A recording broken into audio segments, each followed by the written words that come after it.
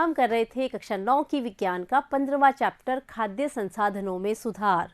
खाद्य संसाधनों में सुधार किस किस तरह से संभव हो सकता है, खेती में, फसलों में किस तरह से परिवर्तन करके और नए नए तरीके अपना के हम खाद्य संसाधनों की मात्रा को बढ़ा सकते हैं और इस प्रकार हम खाद्य संसाधनों में सुधार ला सकते हैं। इसका अगला पार्ट है पशुपालन। पशुपालन के द्वारा किस तरह से, क्योंकि पशुओं से भी भोजन प्राप्त किया जाता है, तो पशुओं को किस तरह से रखा जाए, पाला जाए, जिनसे हम उनसे अधिकतम मात्रा में ग्रहण कर सकें जो वो प्रदान करते हैं, जैसे कि दूध, मांस, शहद, इस तरह की चीज़ें वो प्रदान करते हैं, तो उनकी मात्रा में और उनकी क्वालिटी में भी वृद्धि हो। तो ये हम अध्ययन करेंगे पशुपालन वाले पार्ट में। ठीक है, तो पशुपालन क्या है, सबसे पहले समझेंगे। पशुपालन को एनिमल हस्बेंड्री बोलते हैं इंग्लिश में। पशुधन के प्रबंधन को पशुपालन कहते हैं। जो भी पशु है उनको किस तरह से रखना है, उनका आहार देना है, उनको संभालना है, उनकी रोगों से रक्षा करनी है, यानी उनको किस तरह से व्यवस्थित करना है, इस सभी का अध्ययन हम पशुपालन में करते हैं।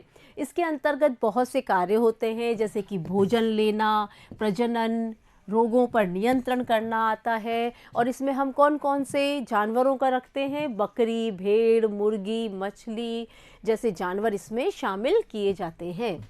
ठीक है, पशुपालन की आवश्यकता क्यों हुई? तो पशुपालन की आवश्यकता क्यों हुई? क्योंकि जनसंख्या बढ़ रही है। जिस तरह से खाद्य संसाधनों में सुधार की आवश्यकता हुई, उसी तरह से पशुपालन की भी आवश्यकता हुई, क्योंकि जनसंख्या वृद्धि हो रही है। रहन सहन के स्तर में वृद्धि के कारण जानवरों से प्राप्त सामग्री जैसे कि दूध, अंडा, मांस, चमड़ा आदि को पूरा करने के लिए इसकी आवश्यकता हुई। ठीक है, ये सब चीज़ें हमको जानवरों से प्राप्त होती है, पशुओं से प्राप्त होती है। तो इन सब चीज़ों को अधिक मात्रा में और क्वालिटी इनकी अच्छी हो, ये रखने के लिए हमें क्या करना होगा, पशुओं का ठीक से ध्यान रखना होगा। वो तभी संभव है जब हम पशुपालन अच्छे से करें। तो जानवरों को व्यवस्थित तरीके से पालने और उचित प्रबंधन हेतु दिशा निर्देश प्रदान करती है। जो पशुपालन का तरीका है वो बताता है कि किस तरह से जानवरों को उचित प्रकार से पाला जाए, उनको रखा जाए, ये हमको समझाते हैं पशुपालन के अध्याय में। पशु कृषि, कैटल फार्मिंग क्या है? पशुपालन दो उद्देश्यों के लिए किया जाता है। पशुपालन आखिर हम क्यों कर रहे हैं ये हम समझते तो हैं, एक बार देख लेते हैं। एक तो हम दूध के लिए करते हैं और कृषि के कार्य के लिए करते हैं, जैसे कि हल चलाना, सिंचाई करना, बोझा ढोने के लिए भी हम पशुओं का उपयोग करते हैं। तो भारतीय पालतू पशुओं की दो मुख्य स्पीशीज़ है, इनके नाम हमको याद करने हैं, गाय और भैंस। वॉस इंडिकस गाय का वैज्ञानिक नाम है और भैंस का वैज्ञानिक नाम है वॉस बुबेलिस। तो ये नाम भी हमको याद कर लेने हैं, एग्ज़ाम में पूछा जा सकता है कि गाय का वैज्ञानिक नाम क्या है। और भी पशु हैं जो कि हमें दूध देते हैं, लेकिन अभी इस चैप्टर में हम सिर्फ गाय और भैंस के बारे में ही अध्ययन कर रहे हैं। पशुओं के द्वारा किए जाने वाले कार्य के आधार पर इन्हें दो श्रेणियों में बांट सकते हैं कि दूध देने वाले पशु और भार ढोने वाले पशु कौन कौन से हैं। इसमें दूध देने वाली मादाएं आती है, क्योंकि उन्हीं से हमको दूध प्राप्त होता है, और भार ढोने वाले पशु जो खेतों में श्रम का काम करने के लिए उपयोग में किए जाते हैं। जैसे कि भैंस का उपयोग हम करते हैं दूध प्राप्त करने के लिए, और भार ढोने के लिए करते हैं हम बैल का उपयोग करते हैं। ठीक है, पशुओं की नस्लें कौन कौन सी है? भारतीय देशी नस्लें और विदेशी नस्लें, दो तरह की नस्लें हमारे देश के अंदर मौजूद है, जिनसे हम दूध, मांस और उनको काम में लेते हैं खेती के कार्य में। इसमें रोग प्रतिरोधक क्षमता अधिक होती है। जो देशी नस्लें हैं इनकी क्या खास बात है कि ये बीमार जल्दी से नहीं पड़ती है, इनकी रोग प्रतिरोधक क्षमता अधिक होती है, इसलिए इन्हें चुना जाता है। जैसे कि कौन सी नाम है गायों के, रेड सिंधी, सिटीवाल, ये गाय जो है ये बीमार कम पड़ती है। और जो विदेशी नस्लें हैं, जैसे कि हमने नाम सुन रखा है ब्राउन स्विस और जर्सी का नाम बहुत ज़्यादा कॉमन है कि जर्सी गाय से दूध मिलता है। तो ये इनकी क्या खूबी है कि ये लंबे समय तक दूध देती है, इनका जो दुग्ध स्त्रवण काल है ये लंबा होता है, इसलिए इनका चुनाव किया जाता है। तो एक प्रकार की नस्ल है जो कि बीमार कम पड़ती है और दूसरी प्रकार की नस्ल है जो कि लंबे समय तक दूध देती है। तो अब हम क्या करते हैं, दोनों नस्लों में संकरण करवा लेते हैं। दोनों नस्लों के संकरण से क्या होता है, जो नई स्पीशीज हमको प्राप्त होती है उसमें दोनों गुण मौजूद होते हैं। उसमें रोग प्रतिरोधक क्षमता भी होती है और वो लंबे समय तक दूध भी देती है। तो इस तरह से रोग प्रतिरोधक क्षमता और लंबा दुग्ध स्त्रवण काल गुण मौजूद होंगे जो नई तरह की स्पीशीज हमको मिलेगी। पशुधन फार्म का प्रबंधन, अब जहाँ पे हम पशुओं को रखते हैं वो फार्म हो गया, उसका प्रबंधन किस तरह किया जाए, उसको किस तरह से मैनेज किया जाए। पशुपालन में पशुओं के स्वास्थ्य और स्वच्छ दूध उत्पादन के लिए गाय भैंस के शरीर की उचित सफाई और आवास की आवश्यकता होती है। अगर हमको दूध साफ सुथरा चाहिए और उन पशु का स्वास्थ्य अच्छा रहे तो हमको ध्यान रखना ही पड़ेगा। तो उसके लिए हमको क्या करना पड़ेगा कि वो जहाँ पे रखे गए हैं वो साफ सुथरा हो और पशु खुद भी साफ सुथरे हो। उचित सफाई व आवास की सुविधा होनी चाहिए। शरीर से झड़े हुए बाल तथा दूध को हटाने टाइम टाइम से हटा लेना चाहिए। अगर उनके शरीर पे धूल होगी तो वो धूल कहाँ पे गिरेगी, दूध में गिर जाएगी और उसके शरीर के ऊपर जो एक्स्ट्रा बाल होंगे जो कि झड़ चुके होंगे तो वो भी दूध के अंदर गिर सकते हैं। तो उनकी हमको सफाई करते रहना होगा। छतदार और रोशनदान युक्त आवास होना चाहिए, जहाँ पे छत भी होनी चाहिए जिससे कि उनकी गर्मी से, तेज गर्मी से, बरसात से उनकी बचाव हो सके, और रोशनदान होना चाहिए। हवा की आवाजाही अच्छी होनी चाहिए। ढलवा फर्श हो जिससे कि वह साफ व सूखा रहे। ढलवा फर्श क्यों होना चाहिए, ये तो हम सोच सकते हैं। ढलवा यानी कि स्लोप हो जिसके अंदर, जिससे कि वो जब मल मूत्र का विसर्जन करे तो वो नीचे बह जाए, वहाँ पर एक जगह इकट्ठा ना हो। अगर वो इकट्ठा होगा तो गंदगी हो जाएगी, तो इस तरह से, और वो सूखा भी नहीं रहेगा। तो वो उसका विसर्जन किस तरह के फर्श पे होना चाहिए, ढलवा फर्श अगर वहाँ का होगा तो इससे वो जगह सूखी भी रहेगी और साफ भी रहेगी। पशुओं का आवश्यक आहार, पशुओं का आहार कैसा होना चाहिए। दूध देने वाले पशुओं को दो कारण से आहार की आवश्यकता होती है। एक तो रख रखाव हेतु जिससे जानवरों का जीवन स्वस्थ हो सके, और दुग्ध उत्पादन हेतु। पशुओं को आहार विभिन्न प्रकार का होता है। अगर पशुओं को आहार जिस तरह का देंगे उसी क्वालिटी का दूध हमको वो उपलब्ध करवाएंगी। तो उनका आहार में हमको ध्यान रखना होता है कि कौन सा ऐसा आहार दें जिससे कि वो अच्छी क्वालिटी का दुग्ध उत्पादन कर सके।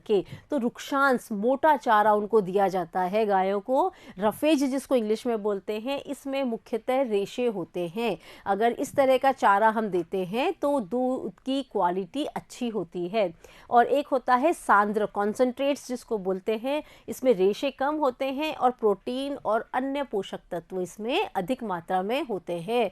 तो पशुओं का आहार क्या होता है, मोटा चारा होता है और सांद्र होता है। तो मोटे चारे के अंदर रेशे अधिक होते हैं और सांद्र के अंदर प्रोटीन और अन्य पोषक तत्वों की मात्रा होती है। अगर ये आहार पशुओं को मिलता है तो पशु अच्छा दुग्ध उत्पादन कर पाते हैं। पशुओं को एक संतुलित आहार की आवश्यकता होती है जिससे उचित मात्रा में सभी पोषक तत्व मौजूद हो। सभी को, हमको भी और पशुओं को भी इसी तरह के आहार की आवश्यकता होती है जिसमें कि सभी पोषक तत्व मौजूद हो। इसमें कुछ सूक्ष्म पोषक तत्व भी मिलाए जाते हैं जो दुधारू पशुओं को स्वस्थ रखते हैं, दूध उत्पादन को बढ़ाते हैं। तो जब गाय लोगों को हम पालते हैं, जानवरों को हम पाल रहे हैं, तो ये हमारी जिम्मेदारी बन जाती है कि हम उनको इस तरह का आहार दें जिससे कि उनका स्वास्थ्य भी अच्छा रहे और वो लंबे समय तक दूध उत्पादन भी कर सके और बीमार भी ना हो। ठीक है। पशुओं में रोग, पशुओं में किस किस तरह के रोग हो जाते हैं। पशु अनेक प्रकार के रोगों से ग्रसित हो सकते हैं जिनके कारण उनकी दूध उत्पादन क्षमता में कमी आ जाती है और उनकी मृत्यु भी हो सकती है। पशुओं में के परजीवी निम्न प्रकार के हो सकते हैं। बाह्य परजीवी, परजीवी उनके ऊपर लग जाते हैं जो कि उनका खून चूसते रहते हैं, उनसे अपना भोजन ग्रहण करते रहते हैं, तो उससे इनको नुकसान पहुंचता है। यह पशुओं की त्वचा पर रहते हैं और त्वचा रोग उत्पन्न कर देते हैं। हमने देखा है कई गाय भैंसों को उनके शरीर पे घाव बन जाते हैं उनकी त्वचा पे, तो ये परजीवी के कारण हो सकता है। बाह्य यानी कि जो बाहर की तरफ रहते हैं। अंतः परजीवी जो उनके शरीर के अंदर निवास करते हैं। अंतः परजीवी जैसे कि कीड़े, अमाशय तथा आंत को पर्णकृमि यकृत को प्रभावित करते हैं। तो ये जो कीड़े लग जाते हैं अगर उनको, तो वो कौन से पोर्शन पे अटैक करते हैं? अमाशय को और उनकी आंत को प्रभावित करते हैं। और जो पर्णकृमि नाम के जीव होते हैं वो उनकी यकृत को प्रभावित करते हैं। पशुओं को बैक्टीरिया व वायरस से संक्रामक रोग भी हो सकते हैं। अनेक विषाणु और जीवाणु जनित रोगों से पशुओं को बचाने के लिए टीका भी लगाया जाता है। जिस तरह से हम टीका लगवाते हैं अपने बच्चों को रोगों से दूर रखने के लिए, उसी तरह से जानवरों को भी जीवाणु और विषाणु से जनित रोगों से, उनके द्वारा जो रोग हो जाते हैं उनसे बचाने के लिए उनको वैक्सीनेशन भी किया जाता है, टीके भी लगवाए जाते हैं। अब पढ़ेंगे हम मुर्गी पालन। मुर्गियों का भी पालन किया जाता है। तो मुर्गी से हमें क्या क्या प्राप्त होता है, कुछ जनरल नॉलेज की बातें भी है, अपने कॉमन सेंस भी यूज़ करते हुए हम काम करेंगे तो हमको आसानी से याद होगा, है ना। तो मुर्गी पालन क्यों किया जाता है, इसको पोल्ट्री फार्मिंग भी बोलते हैं। मुर्गी पालन अंडे और मांस की प्राप्ति के लिए किया जाता है, ये जनरली हम जानते हैं। इसलिए कुक्कुट पालन में इसको क्या बोलेंगे, मुर्गी पालन को कुक्कुट पालन भी कहा जाता है। उन्नत मुर्गी की नस्लें विकसित की जाती है और अंडों के लिए अंडे देने वाली मुर्गी पालन किया जाता है। अगर हमको अंडे प्राप्त करने हैं तो मुर्गियों की अलग तरह से हम ध्यान रखा जाता है, और मुर्गियों से अगर हमको मांस प्राप्त करना है तो उनको कहते हैं ब्रोलर। तो ब्रोलर कहा जाता है। तो ब्रोलर अलग तरह से मुर्गियों का तैयार किया जाता है, मुर्गियों को पालन किया जाता है। तो दो तरह से हो गया, एक तो अगर हमको अंडे प्राप्त करने हैं तो उस तरह की मुर्गियों को क्या बोलेंगे, लेयर, और अगर हमको मांस प्राप्त करना है तो उनको बोलेंगे ब्रॉलर। ठीक है। तो मुर्गी की नस्लों में सुधार के लिए देशी जैसे कि एसिल तथा विदेशी जैसे कि लॉगहार्न नस्लों का संकरण कराया जाता है। अब देखिए ये नए तरह के शब्द आते हैं, ये इनके नाम है। देशी मुर्गी का नाम हो गया एसिल और विदेशी मुर्गी का नाम हो गया लॉगहार्न। तो ये जो नए शब्द आते हैं इन्हें हमें याद कब होंगे, जब हम इनको एक बार लिख लेंगे, अपने हाथों से लिख लेंगे और दो चार बार हम उसका उच्चारण कर लेंगे, तो वो नाम हमारे मानस पटल पर थोड़े से रह जाते हैं कुछ समय के लिए। जब हम एक दो बार उनको रिवाइज कर लेते हैं तो फिर वो हमें याद रह जाते हैं हमेशा के लिए। तो जब भी कोई नए नाम आते हैं विज्ञान में या किसी और विषय में भी, जब भी कोई नए शब्द या नए नाम आते हैं तो उनको याद रखने का तरीका क्या होता है कि उनको आप एक बार लिख लें अपने हाथों से और 4-5 बार उसका उच्चारण कर लें, तो वो शब्द हमको, वो नाम हमको याद रह जाते हैं। और जितने नए शब्द, जितने नाम हम याद करेंगे उतनी हमारी शब्दावली बढ़ेगी, हमारा नॉलेज बढ़ेगा। ठीक है। तो इस तरह से हमको साथ साथ करते जाना चाहिए। जैसे अब मैं बोल रही हूँ तो आप एक बार याद कर लीजिए, देशी मुर्गी कौन सी हो गई, एसिल, तो आप मेरे साथ प्रोनाउंस भी कर सकते हैं। और विदेशी मुर्गी जैसे कि लेगहॉर्न, तो आप अगर ये साथ साथ प्रोनाउंस कर लिया है तो ये आपको भी नाम याद हो जाएगा।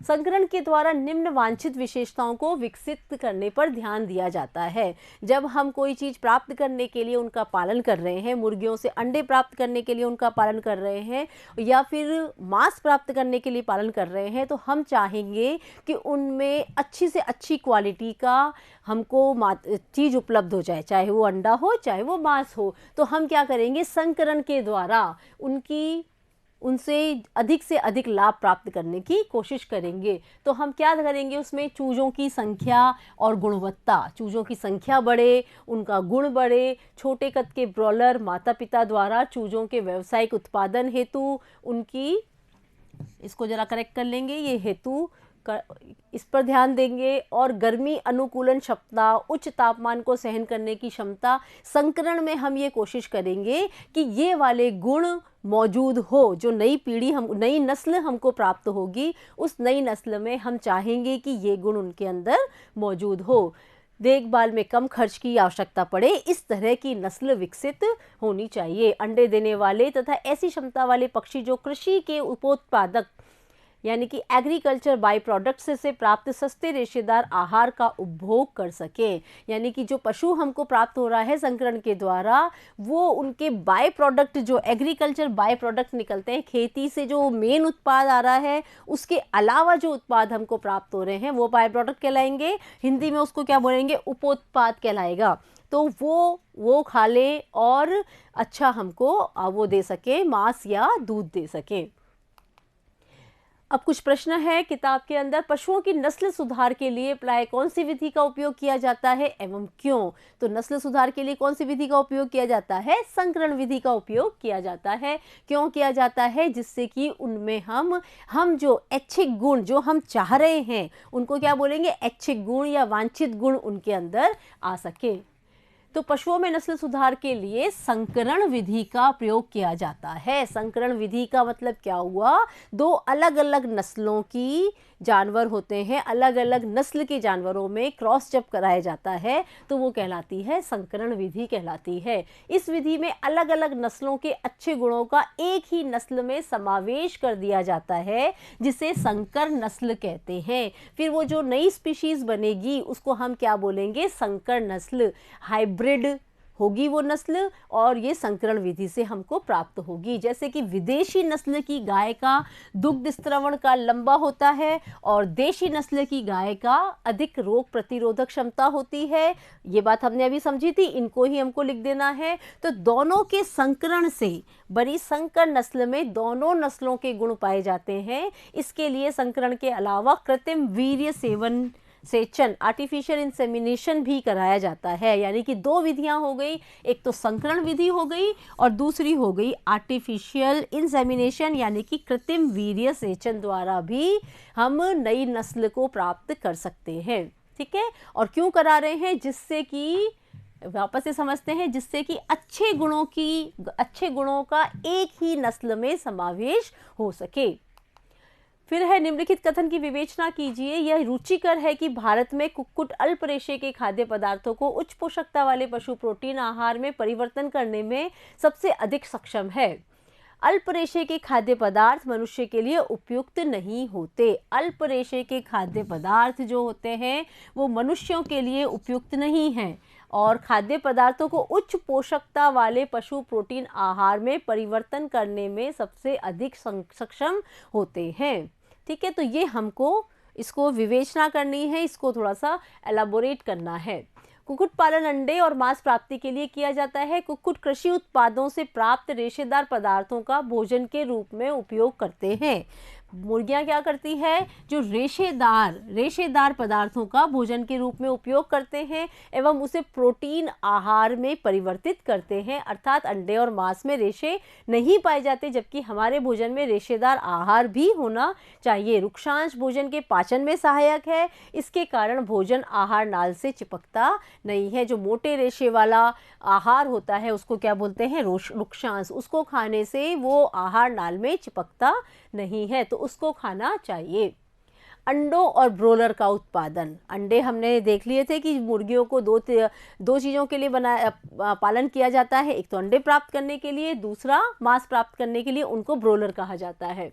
ब्रोलर चूजों को अच्छी वृद्धि दर तथा अच्छी आहार दक्षता के लिए विटामिन से प्रचुर आहार मिलते हैं। उनकी मृत्यु दर कम रखने और उनके पंख और मांस की गुणवत्ता बढ़ाए रखने के लिए सावधानी बरती जाती है।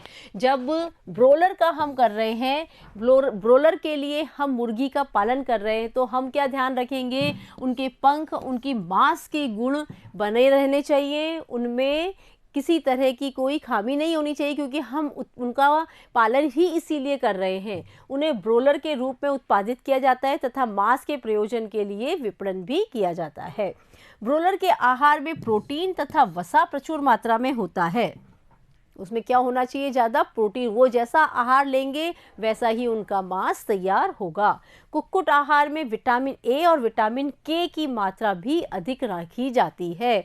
जो मुर्गियों का पालन किया जाता है उनका आहार कैसा होता है, कौन सा विटामिन अधिक मात्रा में पाया जाता है, याद भी करते जाइए साथ साथ। विटामिन ए और विटामिन के उनमें अधिक पाया जाता है। तो जो व्यक्ति मुर्गी का मांस खाता है, उसका सेवन करता है, तो उसके भी विटामिन ए और विटामिन की कमी नहीं रहेगी। उनको भी इस मांस के माध्यम से प्रचुर मात्रा में विटामिन ए और विटामिन के मिलता रहेगा। आवास का रखरखाव। जहाँ पे मुर्गियों को पाला जाता है वो जगह कैसी होनी चाहिए। मुर्गी पालन में अच्छा उत्पादन प्राप्त करने के लिए निम्न अच्छी प्रबंधन प्रणालियाँ बहुत आवश्यक है। आवास में उचित ताप और स्वच्छता का निर्धारण करके कुक्कुट आहार की गुणवत्ता को बनाए रखा जाता है। गुणवत्ता को बनाए रखा जाता है। ठीक है, आवास कैसा होना चाहिए? साफ सुथरा होना चाहिए और जहाँ पे तापमान भी उचित हो, मतलब ज़्यादा गर्मी भी नहीं होती हो और ज़्यादा ठंड भी नहीं होती हो। रोगों तथा पीड़कों पर नियंत्रण और उनसे बचाव करना भी इसमें शामिल है। वहाँ पे उनको किसी प्रकार का रोग ना हो और कीड़े मकोड़े जो उनके ऊपर लग जाते हो वो भी हमको ध्यान रखना है कि वो उनसे पीड़ित ना हो जाए। ब्रोलर की आवास, पोषण और पर्यावरणीय आवश्यकताएं अंडे देने वाले कुक्कुटों से कुछ भिन्न होती है। ब्रोलर जहाँ पे रखे जाते हैं वो थोड़े से डिफरेंट होते हैं। किससे डिफरेंट होते हैं? जो अंडे देने वाली मुर्गियाँ होती हैं उनसे उनका रख रखाव थोड़ा डिफरेंट होता है।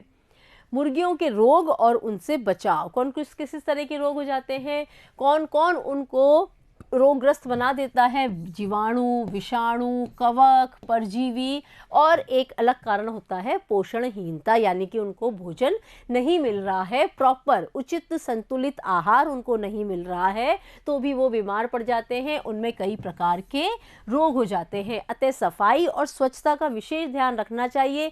इसके लिए नियमित रूप से रोगाणुनाशी पदार्थों का छिड़काव आवश्यक है। तो एक काम हम क्या करेंगे, वहाँ पर जहाँ पर उनको रखा जा रहा है वहाँ पे रोगाणुनाशी पदार्थों का छिड़काव करते रहेंगे। मुर्गियों को संक्रामक रोगों से बचाने के लिए टीका लगवाना चाहिए जिससे महामारी से ये ग्रसित ना हो। इन सावधानियों को बरतने से रोगों के फैलने की दशा में कुक्कुट को न्यूनतम हानि होती है। तो इस तरह से हम कुक्कुट को बचा सकते हैं रोगों से ग्रस्त होने के लिए। पशुपालन एवं कुक्कुट पालन के प्रबंधन प्रणाली में क्या समानता है? दोनों में क्या समानता है, पशुपालन में और कुक्कुट पालन में? तो हम ये सोच के दे सकते हैं जवाब। अभी आपने इतना सुना होगा तो आपको समझ में आएगा कि पशुपालन और कुक्कुट पालन में या फिर किसी भी जानवर को अगर हम पाल रहे हैं तो सबसे इम्पोर्टेंट क्या आ जाता है? साफ सफाई होनी चाहिए, उनमें तापमान, पानी, इसकी व्यवस्था अच्छी तरह से होनी चाहिए और गंदगी नहीं होनी चाहिए जिससे कि उनको किसी तरह का रोग ना हो सके। ये एक कॉमन बात है जो किसी में भी होगी, है ना। तो एक बार देख लेते हैं इसमें क्या है। पशुओं और कुक्कुटों के पालन में निम्नलिखित आवश्यकताएं समान है। उचित आवास व्यवस्था, जहाँ पे भी उनको रखा जा रहा है वो ठीक हो। आवास पर्याप्त प्रकाश युक्त होना चाहिए और हवादार होना चाहिए। सभी को प्रकाश की, सूर्य के प्रकाश की आवश्यकता है और हवा की आवश्यकता है, तो ये भी वहाँ पर कैसा होना चाहिए? पर्याप्त होना चाहिए। उचित पोषण व्यवस्था, सभी को भोजन की आवश्यकता है, आहार की आवश्यकता है, तो पोषण भी उनका उचित तरह से होना चाहिए। समय पर टीकाकरण करवा लेना चाहिए जिससे कि उनको बीमारियां ना हो। संकर नस्लों का उपयोग करना चाहिए, दोनों में ही है कि जिनसे अच्छी अच्छी चीज़ें प्राप्त हो रही है जिन नस्लों से, उनका आपस में संकरण करा के अच्छी नस्ल का उपयोग कर सकते हैं। सफाई और शारीरिक स्वच्छता पर विशेष ध्यान देना चाहिए। तो दोनों में इस तरह की चीज़ें होती है, तो इनके पालन में ये एक जैसी बातें हैं। ब्रोलर तथा अंडे देने वाली लेयर में क्या अंतर है? इनके प्रबंधन के अंतर को भी स्पष्ट कीजिए। तो देखिए किस तरह का अंतर है। अधिक अंडे उत्पादन के लिए पाली गई मुर्गियों को लेयर और अधिक मांस उत्पादन के लिए पाले गए मुर्गे मुर्गी ब्रोलर कहलाते हैं। तो ये दो शब्द आ गए, ब्रोलर और लेयर। ये आप याद करेंगे, ये नए शब्द आ गए। लेयर क्या है? वे मुर्गे मुर्गियां हैं जिनसे अंडों का अधिक उत्पादन करने के लिए पाला जाता है, ठीक है। और ब्रोलर क्या है? ब्रोलर भी मुर्गे मुर्गियां हैं लेकिन इनको पाला जाता है अधिक मांस प्राप्त करने के लिए। तो वो जिनसे अधिक मांस प्राप्त किया जा रहा है वो कहलाते हैं ब्रोलर, और जिनसे अधिक अंडे प्राप्त किए जा रहे हैं वो कहलाते हैं लेयर। तो कुक्कुट आहार में कीड़े मकोड़े, अनाज, सब्जियों के अपशिष्ट एवं चूने के कंकड़ आदि होते हैं। ब्रोलर के आहार में प्रोटीन एवं वसा की प्रचुर मात्रा होती है जिससे अधिक मांस उत्पादन हो सके। यानी कि कुक्कुट आहार में जिससे हम अंडे प्राप्त कर रहे हैं उनके खाने में क्या होगा? कीड़े मकोड़े होंगे, वो कीड़े मकोड़े भी खाती हैं, अनाज खाते हैं, सब्जियों के बचे हुए टुकड़े वगैरह अपशिष्ट होंगे, और चूने के कंकड़ आदि किसको दिए जाते हैं? लेयर को दिए जाते हैं। और ब्रोलर को क्या दिया जाता है? ब्रोलर को जो खाना दिया जाता है ये भी दे सकते हैं, लेकिन उसके अलावा क्या और देने की आवश्यकता है? प्रोटीन और वसा की प्रचुर मात्रा होनी चाहिए जिससे कि वो अच्छा मांस का उत्पादन कर सके। कुक्कुट आवास साफ, प्रकाशयुक्त एवं हवादार होना चाहिए। इनका ताप उपयुक्त होना चाहिए। समय समय पर रोगाणुनाशक पदार्थों का छिड़काव होना चाहिए। रोगों से बचाने के लिए उनको टीके लगवाने चाहिए। तो ये वाला हो गया। अब है अगला मत्स्य उत्पादन। मत्स्य उत्पादन यानी कि मछली उत्पादन, जिसको कहते हैं फिश प्रोडक्शन, क्योंकि बहुत लोग मछली का भी ग्रहण करते हैं, मछलियों का सेवन करते हैं भोजन के रूप में, तो उसकी भी जनसंख्या वृद्धि के साथ मांग बढ़ती चली गई है। तो मछलियों को किस तरह से हम पाल सकते हैं, तो उसके तरीके हम यहाँ पर समझेंगे। मनुष्यों को पशु प्रोटीन, एनिमल प्रोटीन प्राप्त करने के लिए एक सस्ता स्रोत क्या है? मछली है। तो जो लोग मछली खाते हैं उनको भरपूर प्रोटीन प्राप्त हो जाता है मछलियों से। उनको दूध और जो भी आहार होते हैं उनके साथ साथ अगर वो मछलियों का सेवन भी करते हैं तो उनके शरीर में प्रोटीन की कमी तो नहीं होगी। तो एनिमल प्रोटीन सबसे अच्छा माध्यम है प्रोटीन प्राप्त करने का। मछली उत्पादन में पंख युक्त मछलियाँ, कवचीय मछलियाँ जैसे प्रोन और मोलस्क आदि सम्मिलित है। तो मछली उत्पादन में कौन कौन सी मछलियों को पाला जाता है? एक तो पंख युक्त जिनके फिन होते हैं उनको पाला जाता है, और दूसरी तरह की मछलियाँ होती हैं जिनके कवच होते हैं, हार्ड कवच होता है उनके ऊपर, जैसे कि प्रोन है और मोलस्क होते हैं जिनको पाला जाता है। मछली हम दो तरह से प्राप्त करते हैं, एक तो मछली को पकड़ के प्राप्त करते हैं, दूसरा हम प्राप्त करते हैं मछलियों का संवर्धन यानी कि मछलियों को पैदा करने का काम करते हैं। तो मछलियों को कैप्चर फिशिंग, जैसे कि हम देखते हैं समुद्रों के अंदर जाल डाल के मछलियों को पकड़ा जाता है, तो वो तरीका हो गया, एक तरीका हो गया। इसमें मछलियों को प्राकृतिक स्रोत से प्राप्त किया जाता है, जैसे समुद्र प्राकृतिक स्रोत ही है, समुद्री जल तथा ताज़ा जल दोनों शामिल है। दोनों जगह नदियों में भी मछलियाँ पाई जाती है, तो नदियों में भी हम फिशिंग कैप्चर कर सकते हैं। फिशिंग को पकड़ के, फिशेस को पकड़ के हम उनको प्राप्त कर सकते हैं। और दूसरा वाला तरीका है फिश कल्चर फिशिंग, मछली संवर्धन। किस तरह से किया जाता है? इसमें फिश फार्मिंग की जाती है, मछलियों को पाला जाता है, इसको फिशिंग कल्चर भी कहते हैं। से प्राप्त करने की विधि शामिल है। मछली संवर्धन समुद्र तथा ताजे जल की पारिस्थितिक तंत्रों में किया जा सकता है। दोनों जगह पे मछलियों को पाला जा सकता है। पहले हम पढ़ते हैं समुद्र मत्स्यिकी, मरीन फिशरीज, समुद्र में किस तरह से पाला जाता है। भारत का समुद्र मछली संसाधन क्षेत्र 7,500 किलोमीटर समुद्री तट और इसके अतिरिक्त समुद्र की गहराई है। समुद्री मछली पकड़ने के लिए विभिन्न प्रकार के जालों का उपयोग मछली पकड़ने वाली नावों से किया जाता है। तो जो भारत का तट है वो तट कितने किलोमीटर लंबा है? 7,500 किलोमीटर लंबा है। तो उन तटों पर हम मछली को पकड़ सकते हैं। दूसरा पकड़ सकते हैं उनकी गहराई से, समुद्र की गहराई से मछलियों को पकड़ सकते हैं। किस तरह से पकड़ सकते हैं? जाल द्वारा। मछली पकड़ने का जो जाल है, तो मछली पकड़ने की जो बोट है उसका उपयोग करके जालों के द्वारा हम मछली को पकड़ सकते हैं। सर्वाधिक प्रचलित समुद्री मछलियाँ कौन कौन सी है? देखो, pomfret, Maikal, tuna, sardine, Bombay duck, ये मछलियों के, समुद्री मछलियों के नाम हैं जिन्हें समुद्रों से पकड़ा जाता है और ये मार्केट में बिकने के लिए आती है। कुछ आर्थिक महत्व वाली समुद्री मछलियों को समुद्री जल में संवर्धन किया जाता है। आर्थिक महत्व का मतलब क्या हुआ? जो कि बाजार में महंगी बिकती है, जिनकी ज़्यादा डिमांड होती है और जो कम मात्रा में मौजूद है, तो उनको क्या किया जाता है? फिर उनका संवर्धन किया जाता है, उनको पाला जाता है। तो उसमें कौन कौन सी मछलियाँ होती है? देखो, पंख युक्त मछलियाँ होती है, मलेट, भेटकी और पर्ल स्पॉट, ये नाम की मछलियाँ होती है जो कि महंगी बाजार में बिकती है, आर्थिक महत्व वाली हो गई, और इनको पाला जाता है। कवचीय मछलियाँ कौन सी होती है? प्रोन, झींगा जिसको बोलते हैं, मसल, ऑयस्टर और समुद्री खरपतवार। ऑयस्टर का संवर्धन मोतियों को प्राप्त करने के लिए भी किया जाता है। जो ऑयस्टर है वो सफ़ेद मोती उससे प्राप्त होता है, तो इसको हम मछली खाने के अलावा मोतियाँ प्राप्त करने के लिए भी इनका संवर्धन किया जाता है। सैटेलाइट तथा प्रतिध्वनि गंभीरता मापी इको साउंडर से खुले समुद्र में मछलियों के बड़े समूह का पता लगाया जाता है। इको साउंडर से पता लगा लेते हैं कि भाई जहाँ पे मछलियों की संख्या ज़्यादा है वहाँ पर ही जाल फेंको और ज़्यादा मछलियाँ प्राप्त कर लो, तथा इन सूचनाओं का उपयोग करके मछली का उत्पादन को बढ़ाया जा सकता है।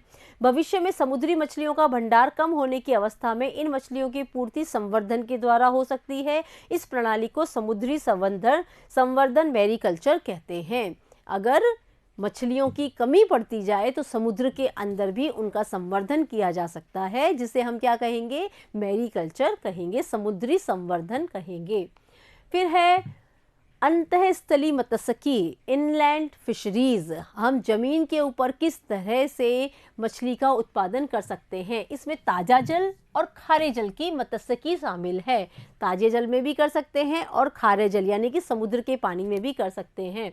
ताजे जल के स्रोत नाले, तालाब, पोखर, नदियाँ इनमें है, तो कोई भी तालाब बना के वहाँ पे हम मछलियों को पैदा करने का कार्य कर सकते हैं। और खारे जल के संसाधन जहाँ समुद्री जल और ताज़ा जल मिश्रित होते हैं, जैसे कि नदीमुख, एस्चुरीज पर, लेगून, यहाँ पे क्या कर सकते हैं, हम मछली का संवर्धन कर सकते हैं। जब मछलियों का प्रग्रहण अंतःस्थली वाले स्रोतों पर किया जाता है तो उत्पादन अधिक नहीं होता। इन स्रोतों से अधिकांश मछली उत्पादन जल संवर्धन द्वारा ही होता है। जितना अधिक मात्रा में जल होगा तो मछलियों का उत्पादन भी उस पर ही निर्भर करता है। इस तरह के अंतःस्थली जल द्वारा मछलियों का उत्पादन अधिक नहीं हो पाता है, तो मछली संवर्धन कभी कभी धान की फसल के साथ भी किया जाता है, क्योंकि धान की फसल में बहुत सारा पानी होता है, तो वहाँ पर भी मछली का संवर्धन किया जाता है। अधिक मछली संवर्धन मिश्रित मछली संवर्धन तंत्र से किया जा सकता है। मिश्रित मछली संवर्धन से मतलब जहाँ पर कि ठंडा ताज़ा पानी और खारा पानी दोनों हो, वहाँ पर अधिक मछली संवर्धन किया जा सकता है।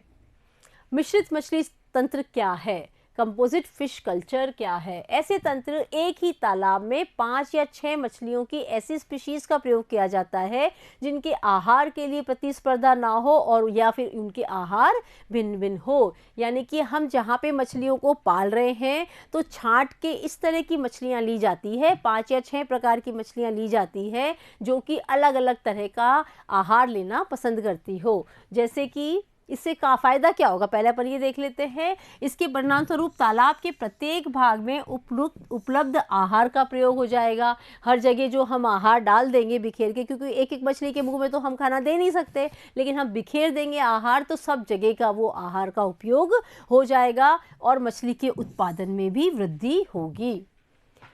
इसके लाभ क्या होंगे, देखिए इस प्रक्रिया में देशी और आयाती दोनों प्रकार की मछलियों का उपयोग किया जाता है। जो बाहर से हम मछली मंगाते हैं उसका भी उपयोग करते हैं। आहार भिन्न भिन्न होने से तालाब में उपलब्ध संपूर्ण आहार का उपयोग हो जाता है। अब किस किस तरह से होता है, देखिए तालाब से मछली उत्पादन अधिक होता है क्योंकि आहार के लिए कोई प्रतिस्पर्धा नहीं होती। जैसे कि कटला मछली क्या करती है, जल की सतह से भोजन लेती है। रोहू मछली क्या करती है, मछली तालाब के मध्य क्षेत्र से अपना भोजन ग्रहण करती है। और मृगल तथा कॉर्प मछली क्या करती है, तालाब की तली से भोजन लेती है। तो इस तरह की 3 स्पीशीज के बारे में बता रखा है। तो ये अलग अलग जगह से ही भोजन लेती है, तो किसी तरह की प्रतिस्पर्धा नहीं होती पानी के अंदर, और पूरा जहाँ पे तालाब है जितना आहार उसके अंदर मौजूद है उस पूरे आहार का उपयोग भी हो जाता है। तो इस तरह से मिश्रित मछली संवर्धन के लाभ होते हैं। ये तो एग्जाम्पल के साथ आ गया। उसके अलावा इन जनरल हम बता सकते हैं कि भिन्न भिन्न होने से संपूर्ण आहार का उपयोग हो जाता है। और किस किस तरह की मछली का उपयोग किया जाता है, देशी और आयातित दोनों प्रकार की मछली का उपयोग किया जाता है। इनके नुकसान क्या है मछली संवर्धन के, देखें कई मछलियां वर्षा ऋतु में ही जनन करती है, तब दिक्कत हो जाती है, हमेशा जनन नहीं करती है। मत्स्य उत्पादन की सबसे बड़ी ये क्या है, सबसे बड़ी समस्या यह है कि इससे अच्छी गुणवत्ता वाले डिम्बो सीड्स उपलब्ध नहीं हो पाते हैं। ये हमको सबसे बड़ा नुकसान है। इस समस्या के समाधान के लिए ऐसी विधियां खोजी जा रही है, अभी काम चल रहा है कि तालाब में इन मछलियों का संवर्धन हार्मोन के उपयोग द्वारा किया जा सके। तो ये एक आगे होने की बात है कि किस तरह से अच्छे डिम्बों का उपलब्धता बढ़ाई जा सकती है। मछलियाँ कैसे प्राप्त करते हैं, तो मछलियाँ 2 तरीके से प्राप्त करते हैं। एक तो हम मछलियों को पकड़ के प्राप्त करते हैं जालों के द्वारा, दूसरा हम प्राप्त करते हैं संवर्धन द्वारा। तो इसको ही हम लिख लेते हैं। मछलियाँ समुद्र में या मीठे जल के स्रोतों से जाल द्वारा पकड़ी जाती है। किस तरह से पकड़ी जाती है, जाल द्वारा पकड़ी जाती है। इसके लिए विभिन्न प्रकार के जाल और नावें काम आती है। सैटेलाइट एवं प्रतिध्वनि गंभीरता मापी से समुद्र में मछलियों के बड़े समूह का पता लगाया जाता है, जिससे मछलियों मछलियों का उत्पादन बढ़ता है। तो ये एक तरीका हो गया। और दूसरा है आर्थिक महत्व वाली मछलियों का संवर्धन भी किया जाता है। समुद्र में मछली संवर्धन को मैरीकल्चर और मीठे जल में संवर्धन को पीसी कल्चर कहते हैं। तो ये दो शब्द आपके पास नए हैं, मैरीकल्चर और पीसी कल्चर। तो मैरीकल्चर क्या है? जब मछलियों का संवर्धन समुद्र में किया जाता है वो कहलाता है मैरीकल्चर, क्योंकि समुद्र को मैराइन कहते हैं। और पीसी कल्चर कहेंगे जो भी मछलियों का संवर्धन मीठे जल में किया जाता है। मिश्रित मछली संवर्धन के क्या लाभ हैं? अभी हमने पढ़ा था, देखिए एक बार वापस रिवाइज कर लेते हैं। मिश्रित मछली संवर्धन में 5 या 6 किस्मों की देशी या विदेशी मछलियों का संवर्धन एक ही तालाब में किया जाता है। इसमें ऐसी किस्मों का चयन किया जाता है जिनका आहार भिन्न प्रकार का हो, जिनके आहार के लिए प्रतिस्पर्धा ना हो। जैसे कि जो एग्जाम्पल हमने देखे थे वो तीनों एग्जाम्पल हम दे देंगे। कतला पानी की सतह से, रोहू तालाब के मध्य भाग से, मृगल और कॉमन क्रॉप तालाब की तली से भोजन लेती है, ग्रास कॉप खरपतवार खाती है। ये चौथा एग्जाम्पल हमको मिल गया। इस प्रकार सभी मछलियां अपना अपना आहार प्राप्त करती है, जिससे तालाब के संपूर्ण आहार का उपयोग हो जाता है और उत्पादन भी बढ़ जाता है। तो हमको ये 3-4 नाम याद करने हैं। इसके बाद तो हम जो समझ में आ गया है उसको लैंग्वेज बना के हम लिख सकते हैं। अब है मधुमक्खी पालन। मधुमक्खी हम जानते हैं और आजकल इसका पालन बढ़ता जा रहा है, क्योंकि इससे हमें क्या मिलता है? मुख्यतः इससे हमको शहद मिलता है। तो शहद की जब खपत बढ़ती जा रही है तो इसका उत्पादन भी हमको करना पड़ेगा, इनको पालना पड़ेगा। तो मधुमक्खियों का पालन इसलिए किया जाता है। मधु या शहद क्या बोलते हैं इसको? मधु भी कहा जाता है, हनी इंग्लिश में बोलते हैं। सर्वत्र उपयोग होता है, इसलिए मधुमक्खी का पालन का उद्यम एक कृषि उद्योग बन गया है। पहले तो जहाँ पे मधुमक्खी के छत्ते लगते थे वहाँ से ले लिया करते थे, लेकिन जैसे जैसे शहद की, मधु की मांग बढ़ती चली गई तो इसका क्या करने लग गए? कृषि करने लग गए। ये भी एक कृषि उद्योग जैसे डेवलप हो गया। वैज्ञानिक रूप से जो मधुमक्खी पालन है उसको क्या कहा जाता है? एपीकल्चर कहा जाता है। मधुमक्खियों से मधु और मोम भी इससे प्राप्त होता है। मधुमक्खी फॉर्म बनाए जाते हैं, क्या कर इनको शहद प्राप्त करने के लिए, और दूसरी एक चीज प्राप्त होती है मधुमक्खियों से, मोम। तो ये दोनों प्राप्त करने के लिए मधुमक्खियों के फार्म बनाए जाते हैं। इनमें इनका पालन पोषण करते हैं, इनकी देखभाल करते हैं, इनका रख रखाव किया जाता है। मधुमक्खी पालन के लाभ इसमें क्या है? एक तो कम पूंजी निवेश, इसमें ज़्यादा हमको इन्वेस्टमेंट नहीं करना पड़ता। और शहद के अतिरिक्त मधुमक्खी के छत्ते से मोम के बहुत अच्छे स्रोत हैं। इनके जो छत्ते हैं वहाँ से मोम प्राप्त होता है। मोम का उपयोग औषधि तैयार करने में किया जाता है। यह धनार्जन का अतिरिक्त साधन हो सकता है। कोई व्यक्ति कुछ काम कर रहा हो तो साथ साथ ये एडिशनल काम कर सकता है, तो एडिशनल उसकी इनकम शुरू हो सकती है, अर्निंग शुरू हो सकती है।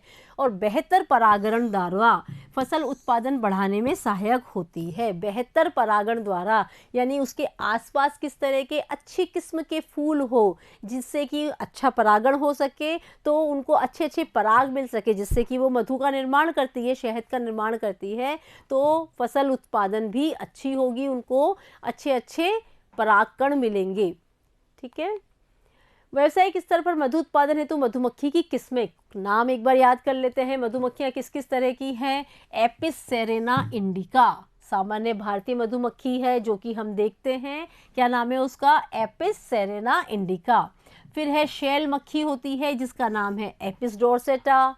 लिटिल मक्खी होती है एपिस फ्लोरी। और इटालियन मक्खी है जिसका नाम है एपिस मेलिफेरा।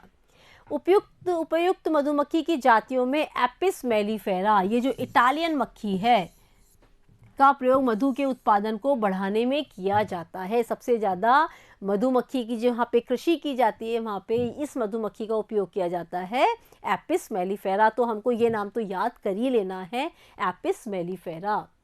व्यावसायिक मधु उत्पादन में यह मक्खी मुख्य है। इटली मधुमक्खी में क्या विशेषता होती है? मधु एकत्र करने की बहुत अधिक क्षमता होती है। ये ज़्यादा से ज़्यादा शहद इकट्ठा कर लेती है और ये डंक भी कम मारती है। तो ये तो बहुत अच्छी बात हो गई कि डंक कम मारती है। वे निर्धारित छत्ते में काफ़ी समय तक रहती है और प्रजनन भी तीव्रता से करती है। तो ये सब गुण उसके अंदर मौजूद है, इसलिए इटालियन मक्खी, क्या नाम है उसका? Apis mellifera. इस इटालियन मक्खी का ज़्यादा उपयोग किया जाता है और कृषि में इनका उपयोग किया जाता है। ठीक है, शहद। शहद क्या है? देखिए, मधुमक्खी पालन में शहद एक मुख्य उत्पादन है। मधु की कीमत और गुणवत्ता मधुमक्खी के चरागाह मधु एकत्र करने के लिए उपलब्ध फूलों पर निर्भर करती है। जहाँ पे मधु को पाला जाता है वो जगह क्या कहलाती है? चरागाह कहलाती है। और वो कैसा होगा, वो शहद कैसा होगा, उसकी क्वालिटी कैसी होगी, किस पे निर्भर करता है? वहाँ पे उपलब्ध फूलों पर निर्भर करता है। चरागाह की पर्याप्त उपलब्धता के अतिरिक्त फूलों की किस्में मधु के स्वाद को निर्धारित करती है। उसका स्वाद भी कहीं थोड़ा कम मीठा या ज़्यादा मीठा हो जाता है, तो it depends on flowers available in that portion. तो उपलब्धता के आधार पर फूलों की किस्में मधु के स्वाद को निर्धारित करती है। प्रश्न दे रखे हैं किताब में, मधु उत्पादन के लिए मधुमक्खी के कौन से ऐच्छिक गुण होने चाहिए? तो ये हमने पढ़ा, जो कि इटालियन मक्खी में मौजूद है, तो उसको हम थोड़ा सा रिवर्स करके लिख लेंगे कि मधुमक्खी में कौन कौन से गुण होने चाहिए जिससे कि हमको अधिक से मधु उत्पादन अच्छी मात्रा में मिल सके। मधु उत्पादन के लिए निम्नलिखित गुण होने चाहिए। मधु एकत्रित करने की क्षमता अधिक होनी चाहिए, इनका छत्ता बड़ा होना चाहिए और ये एक ही छत्ते में अधिक समय तक रुके, ये कम डंक मारती हो, इनमें प्रजनन भी अधिक तेजी से होता हो। तो ये सभी गुण किसमें मौजूद हैं? इन सभी गुणों के लिए एपिस मेलिफेरा का उपयोग किया जाता है और इनका पालन किया जाता है। तो मधुमक्खियों में ये गुण मौजूद होने चाहिए। चरागाह क्या है? ये मधु उत्पादन से कैसे संबंधित है? चरागाह क्या है?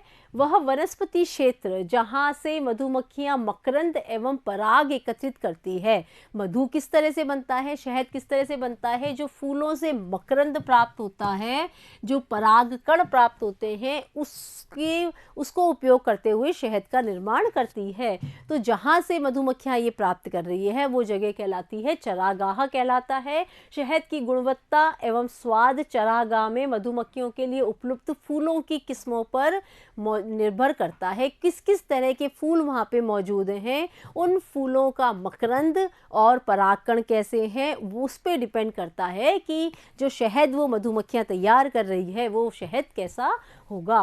कश्मीर का बादामी शहद स्वाद में उत्तम होता है। मधुमक्खियाँ चरागाह में विभिन्न किस्मों के पौधों और फूलों से मकरंद पराग ग्रहण करती हैं एवं शहद बनाती हैं।